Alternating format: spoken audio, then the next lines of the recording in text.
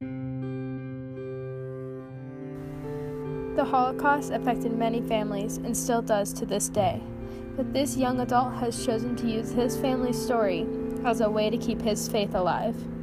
My great-grandparents from my grandmother's side were in the Holocaust, as well as older relatives, great aunts and uncles, but they were lucky enough to get out before. So I've been lucky enough to go to Israel. I first went when I was 13, right before my bar mitzvah, and that was an amazing experience. We met with some family, including a survivor from the Holocaust that was related to us, as well as went to the Western Wall in Jerusalem. We went to the kibbutzim, which are kind of these family farms.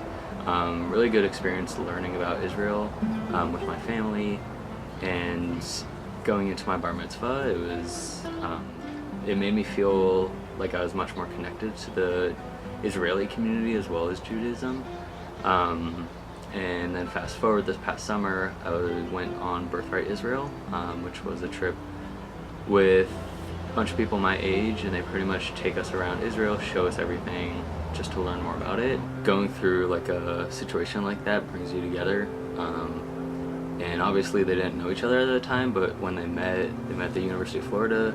My grandparents met, and that gives them a stronger connection. With Judaism being such a small religion worldwide now, it's kind of like you're feeling like you're part of that smaller community, but that almost brings you closer. And in terms of me, I feel like I've been closer to them because of that, and you cherish them a little bit more because they go through so much troublesome events. A specific thing which I find troubling is the topic of the Holocaust and how it's such a controversial issue when really you can't really debate it.